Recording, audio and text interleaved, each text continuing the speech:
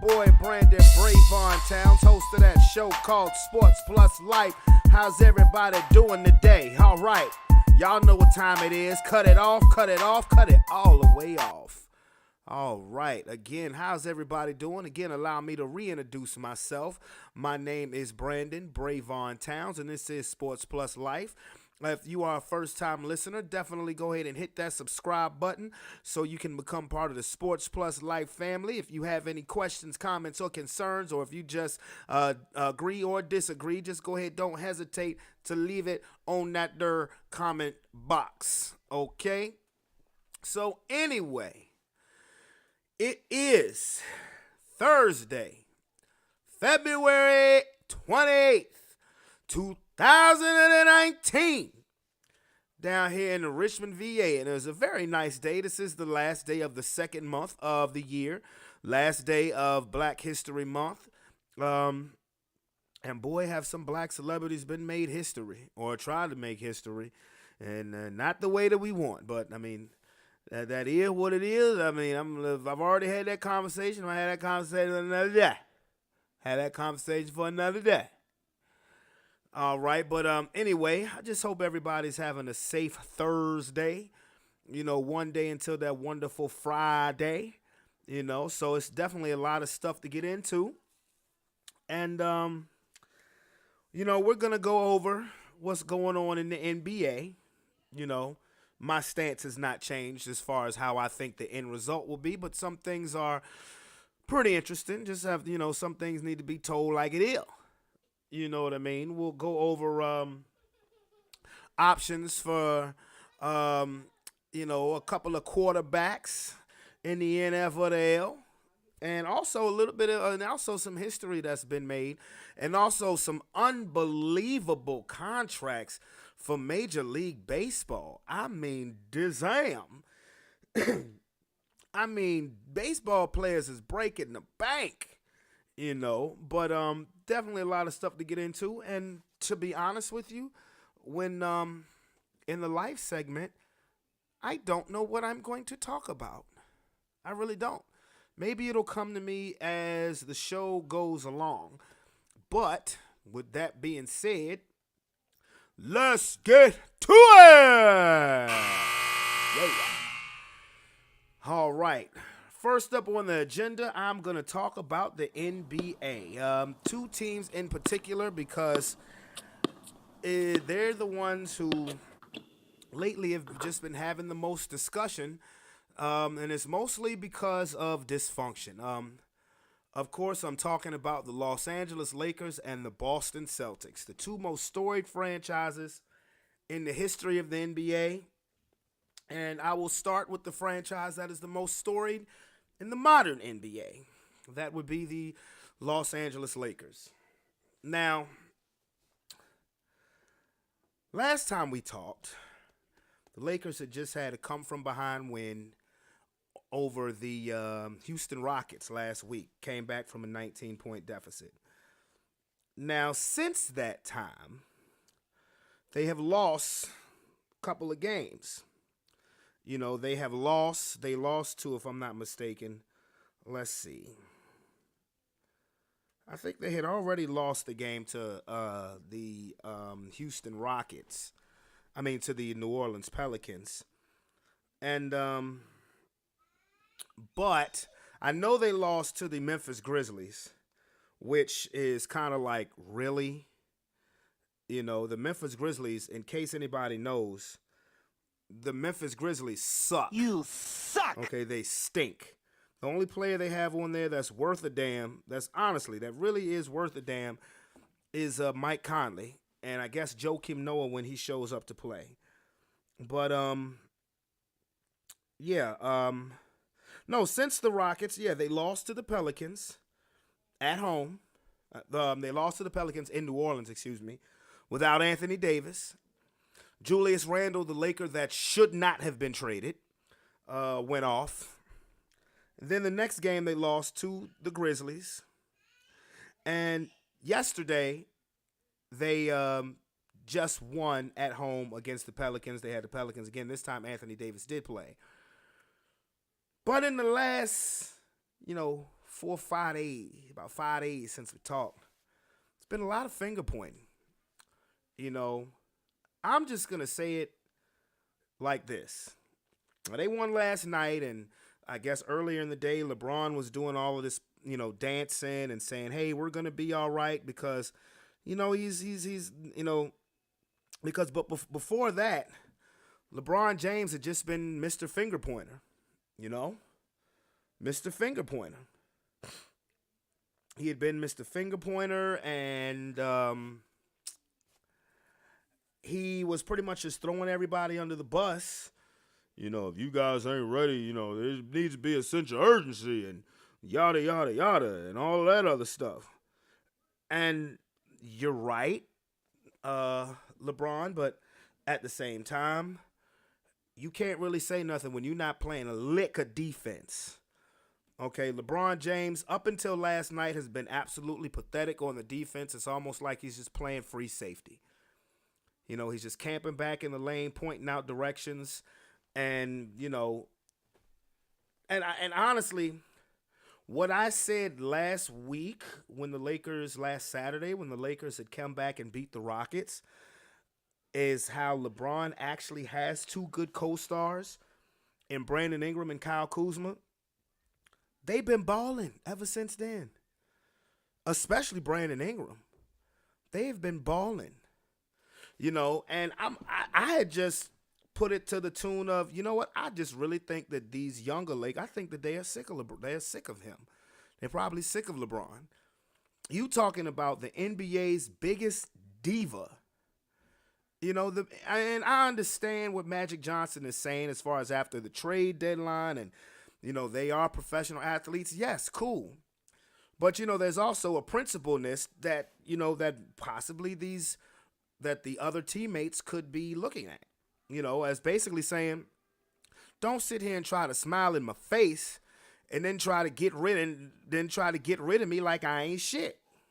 Straight up. And I honestly think that the other Laker teammates are quite sick of him. What about the wiener? Already. He may be quickly wearing his welcome out in LA. So after last night's win, where LeBron had 33 points, LeBron had 33 points, actually played some defense, made a clutch three. Yeah, made a clutch three. And also, he had 33. Kyle Kuzma had 22. Brandon Ingram had 23. This guy, Reggie Bullock, he had 14 points, but this is my question. Because they actually stuck, because, since that dude Bullock has gotten there, Rondo hadn't been starting. And my thing is, who the hell is this guy and why is he starting over Rondo? I got a lot of questions about Luke Walton, too, because his lineups and his decision-making has been questionable, to say the least. Why the hell is Rondo not starting, especially with Lonzo Ball not there? Until last night. And what happened? What does Rondo do? 16 assists. Damn near has a triple-double. 11 points, 16 assists, 7 rebounds. I would like, personally, to see JaVale McGee back in the starting lineup. If it was me, I would start Kuzma, Ingram, LeBron, McGee, and Rondo. I would just have BI. I would have Brandon Ingram playing shooting guard. Or have LeBron and Rondo in the backcourt. One or the other. Julius Randle went off again. He had 35 points. I'm telling you, when I'm talking about the Laker that they should not have traded, Julius Randle was my favorite Laker.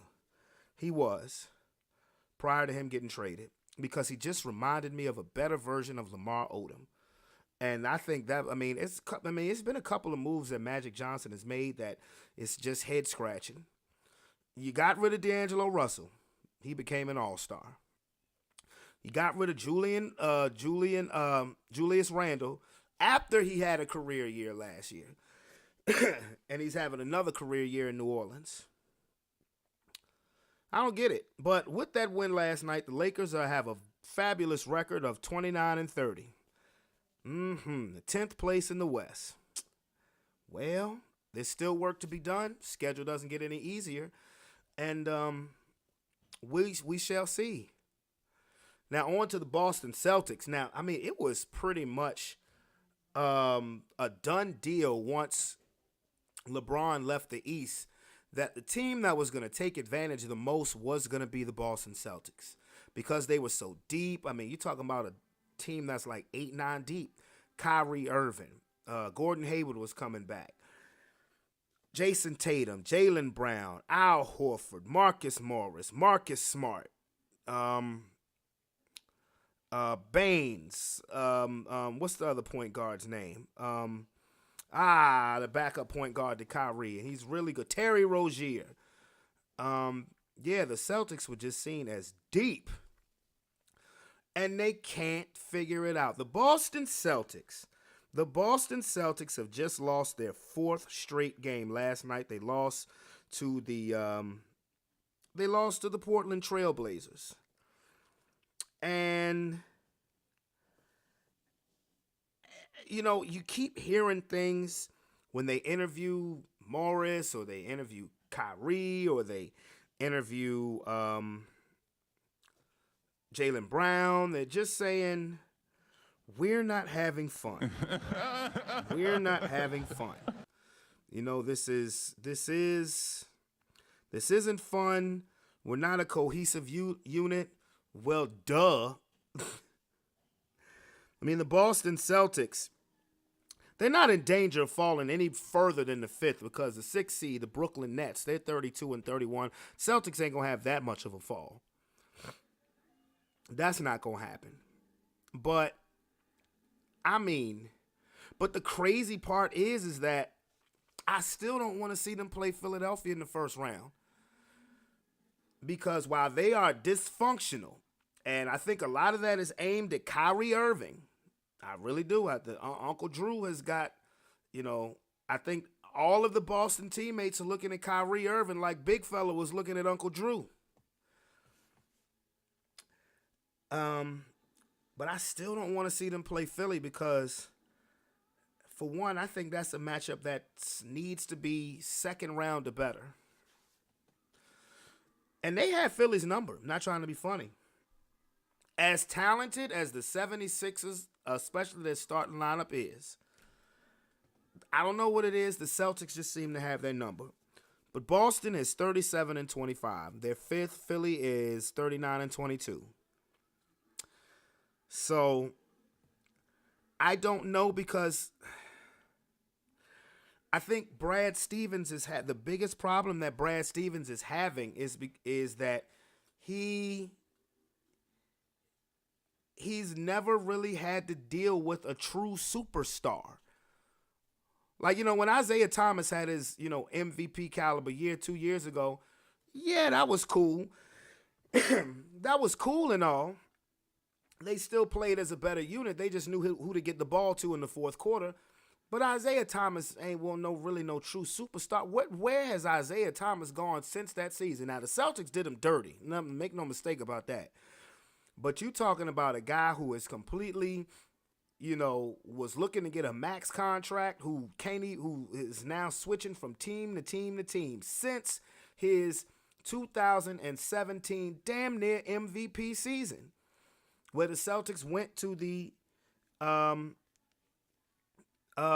Eastern Conference Finals. So, Brad Stevens, one of his main things, like, he's a hell of a coach. He's a hell of an X and O's coach, but his style is ball movement, player movement. It doesn't stick to one person. And Kyrie's game is predicated on one-on-one play. But he can get the job done. But that might make your other teammates feel some type of way. That's just the way that I see things. That could definitely make your teammates feel some type of way. Because when Brad Stevens was the coach at Butler didn't have no didn't have no superstars. They had Gordon Hayward. That about it. That's it. You know, Gordon Hayward wasn't winning the Wooden Award, best college player in the country. He was just the best player on that team. And honestly, has been a bust since he got to Boston. Now, unfortunately, what happened to his leg first game of last season happened to his leg. And I guess before I say it's a complete bust, you want to see how he is if they keep him around. You figure you would need a whole full playing season to finally get yourself back to normal. But on the other end, Paul George had a similar type of injury like that as well. Paul George had a similar type of injury like that as well, and shit, see what Paul George doing, right? So I don't know, man. Boston is a trip because they like this. Not see the Lakers. You can add injury to a lot of the reason of why the Lakers have been struggling, because LeBron missed 18 games. Rondo has missed time between injury and suspension. Lonzo Ball is out now. Kuzma's missed a couple of games. Boston just don't like each other. I'm not gonna say don't like each other. It's like they just don't like Kyrie. That seems to be the problem. They don't like Kyrie. Now, they ain't gonna stop hating on my boy Uncle Drew. Okay, so wouldn't it be funny if the Lakers and the Celtics made it to the finals? Shit. Well, the Celtics will be in the playoffs. That's to be determined for the Lakers. Because the Lakers, until they learn how to play defense, people are sitting here with the Lakers waiting for this 8, 9, 10 game winning streak. What you're seeing is LeBron start to fade. I don't care what nobody say. He's his career right now, and he may play great the rest of the year, but his career right now is on the decline. So you're seeing a LeBron that's now officially in decline, and you're seeing a team that don't play no damn defense. So it's gonna be tough. But now, now that I've gotten that out the way, allow me to talk some football. Excuse me, I'm parched.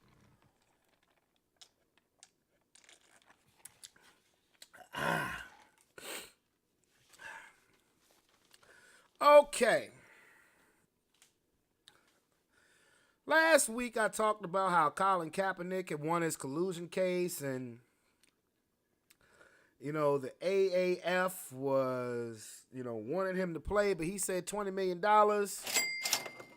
and people are trying to poo-poo on him, for that, which I don't understand why, because he would give them he would definitely give them more viewers.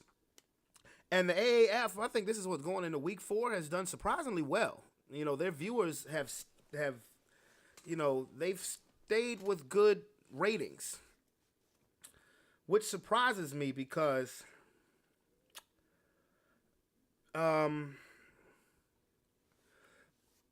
America, we love football. We love our football. But see, there's one thing that people have to keep in mind. American football fans, your American football fan is programmed to be in total football mode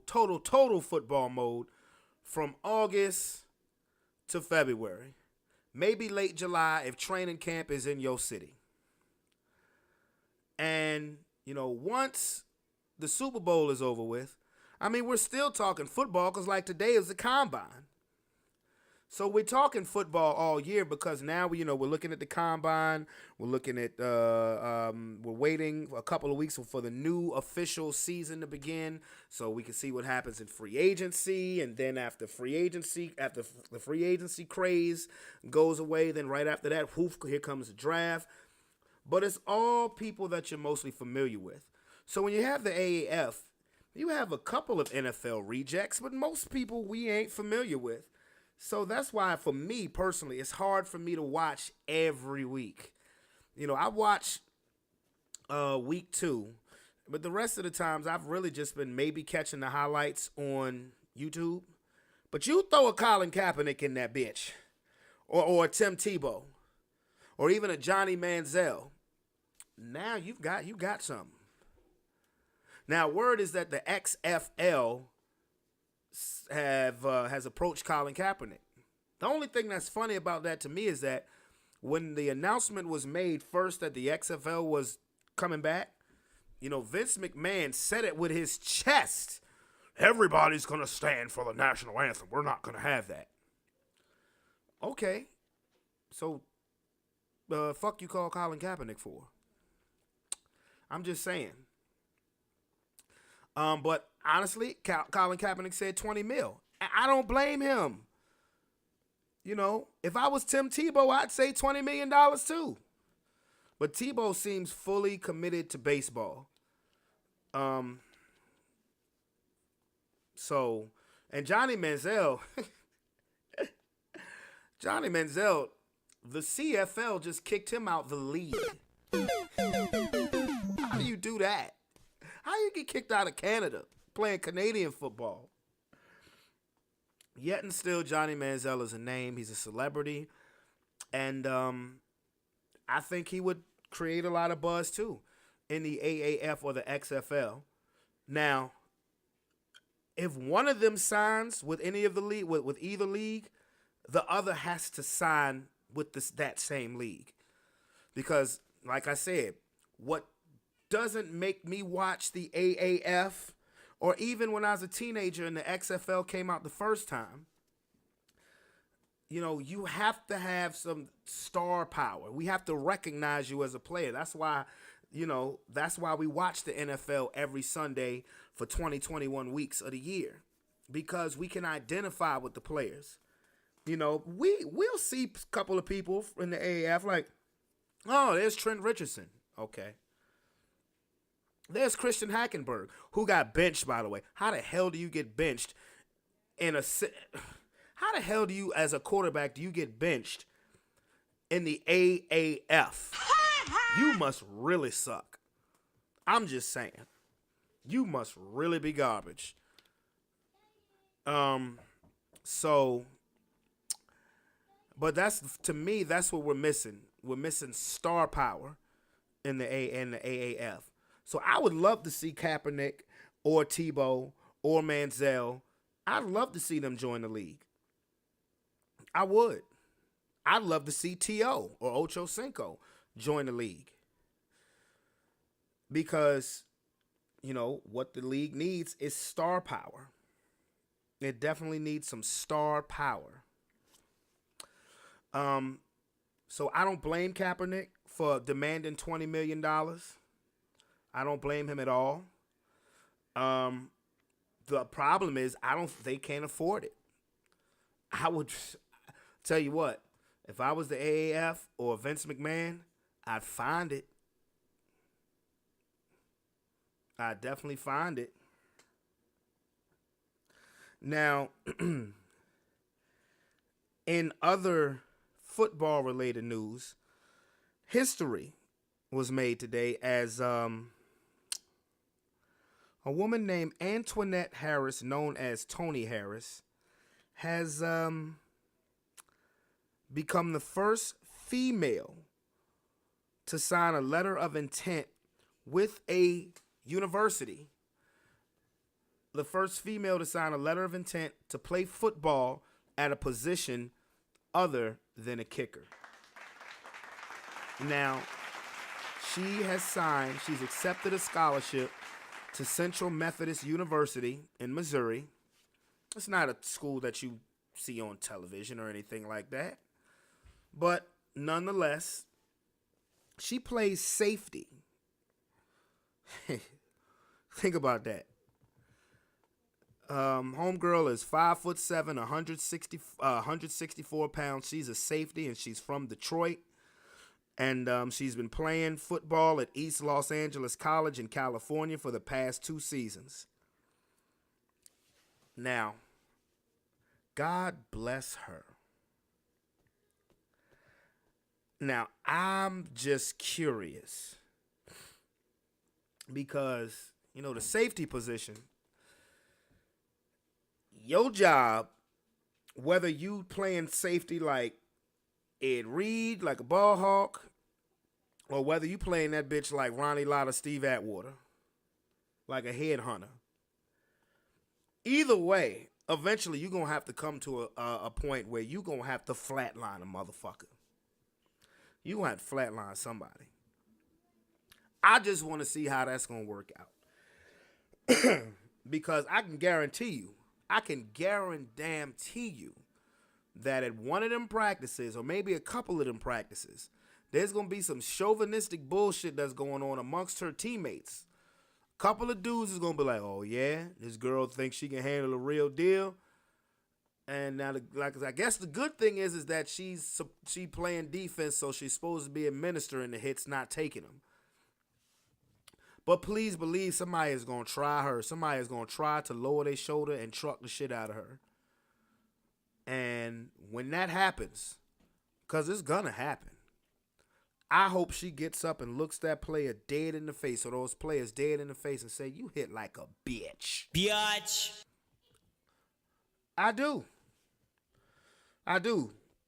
Like I said, this university, if you see this university on national television, Southern Methodist University, it's going to be because of her.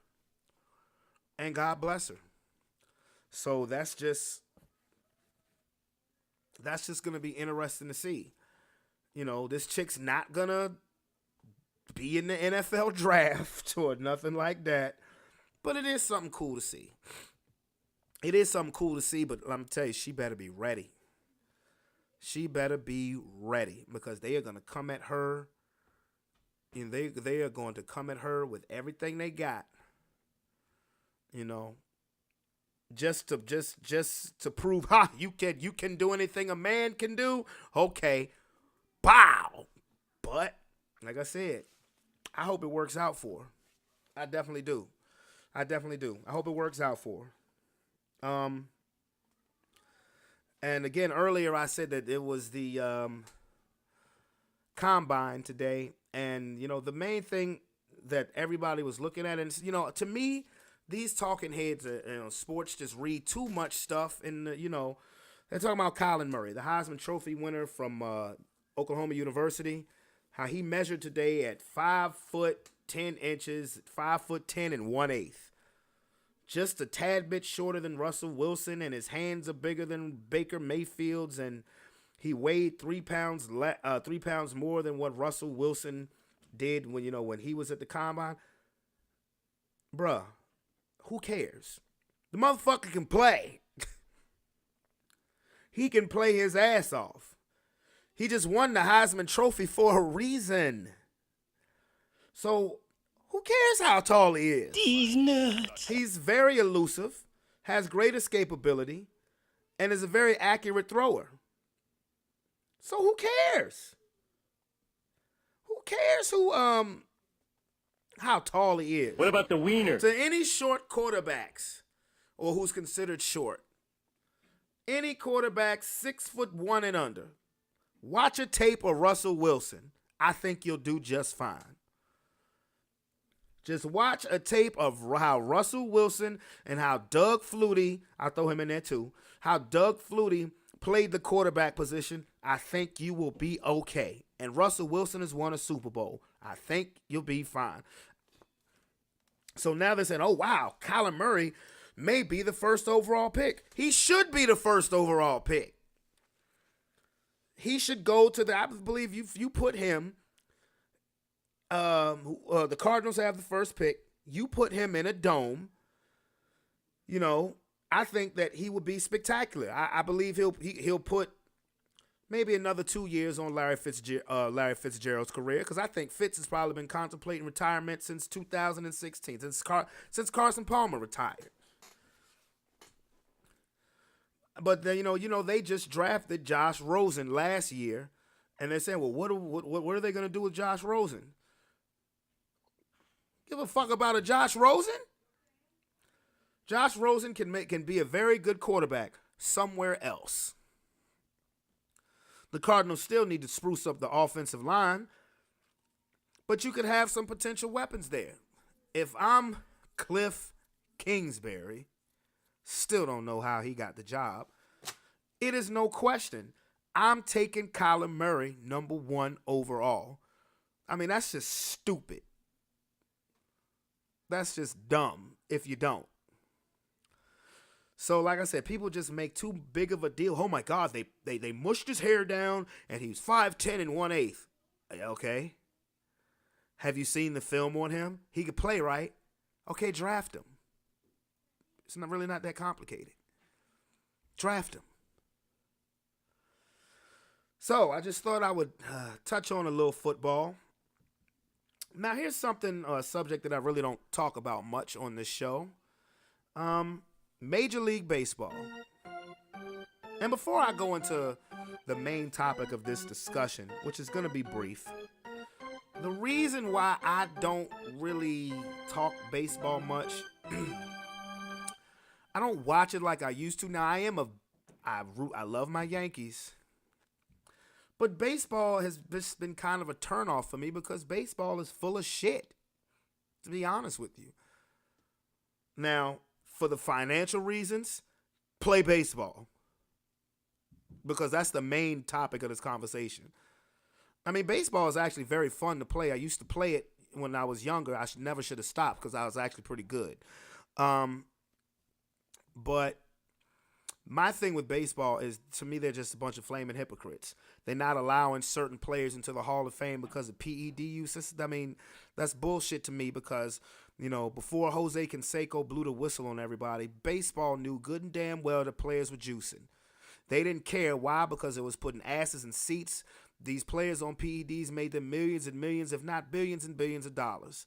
When the 98 home run race came between Mark McGwire and Sammy Sosa, that pretty much saved baseball because baseball was pretty much going down the toilet because people were pretty done with it after the strike of 1994. The only thing relevant until the 98 home run chase was Cal Ripken's Iron Man streak. That's really it. So when you see two guys hitting over 60 home runs and passing Lou Gehrig, blase, that was something to watch. I remember it when I was a teenager. Every time these two dudes came up to bat, whatever game was on, you was cut off and sent to see Sammy Sosa, Mark McGwire bat. Same thing in 2002 when Barry Bonds hit 73 home runs. It put asses in seats. You made a lot of money.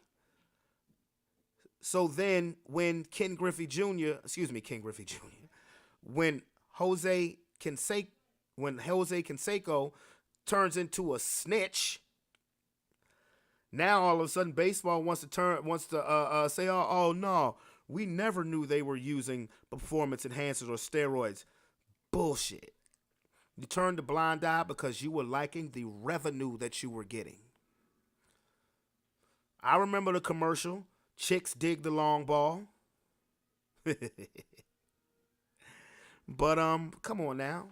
And now Roger Clemens, they ain't gonna get Roger Clemens in the Hall of Fame. Or Barry Bonds. Let me tell you, Barry Bonds was the greatest baseball player ever. And he didn't even need the juice.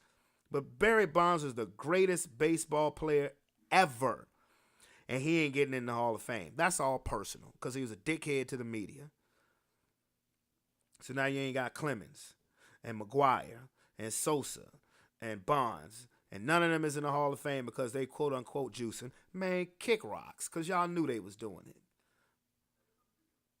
Y'all turned a blind eye. That's why I really don't rock with baseball like that. Because they full of shit. But what I do rock with is some contracts. A couple weeks ago, Manny Machado got a 10-year, $300 million deal from the San Diego Padres. Man, oh man. The other day, I forget what guy's name was, but he got a $200 million contract. And today, the Philadelphia Phillies just signed Bryce Harper, formerly of the Washington Nationals, to a 13-year, $330 million contract. I mean, god damn. I mean, come on. Like I said, the front office of baseball is full of shit, but the contracts, like I said, if you play in sports, play baseball, master baseball, it will be worth your while. Now, are the contracts excessive? Yes. Yes. I'm not signing nobody no 10-year contract. Because really, after about year 4, maybe 5 at the most, you're just going to start to see decline. I mean, think about this. First of all, Mike Machado, he ain't even all that to me.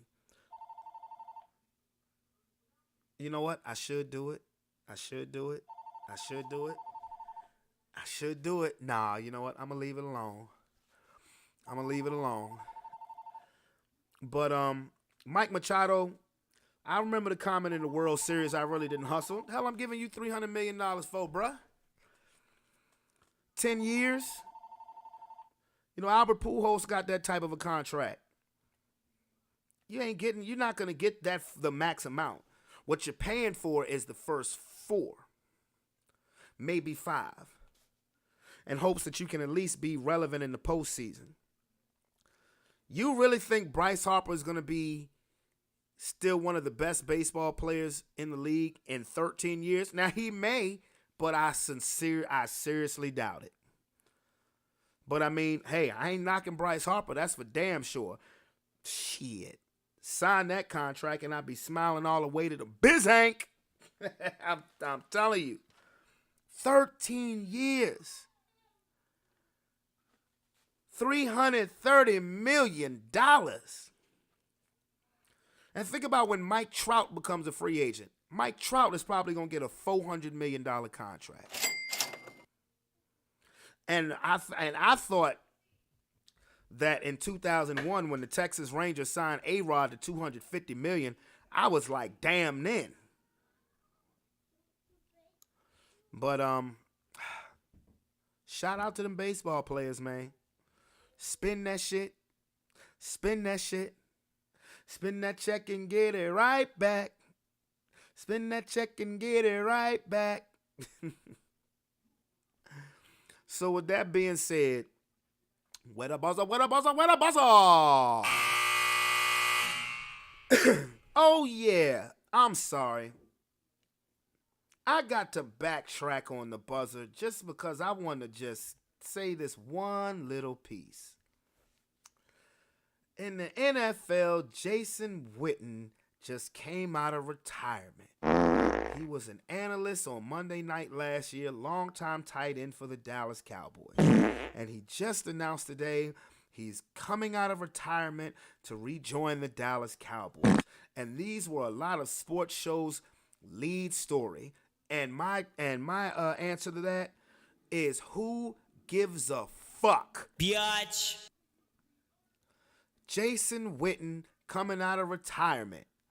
11-time Pro Bowler, future Hall of Famer. You made 11 Pro Bowls. That's about all you accomplished. Because you never saw a conference championship game. You only saw the second round of the playoffs twice. So that leads me to believe that Monday Night Football commentating just wasn't working out, because that's a big-time gig. That I don't see how you got it only because you were a Cowboy. But Jason Witten's coming out of retirement. Whoop-de-fucking-do. And you know what, Jason Witten? You're not going to see the second round of a playoff game this season either. Half your defense look like it's going to be suspended. But anyway, just thought I'd take a couple little parting shots. I really don't have much to talk about when it comes to the life department. So just want everybody to be safe. Enjoy your weekend. It's your boy Brandon Brevon Towns. I'll be back to holler at y'all on Saturday. So everybody do your thing, do your thing, do your thing. Again, if you're not a member, definitely hit that subscribe button. I'll holler back. Peace.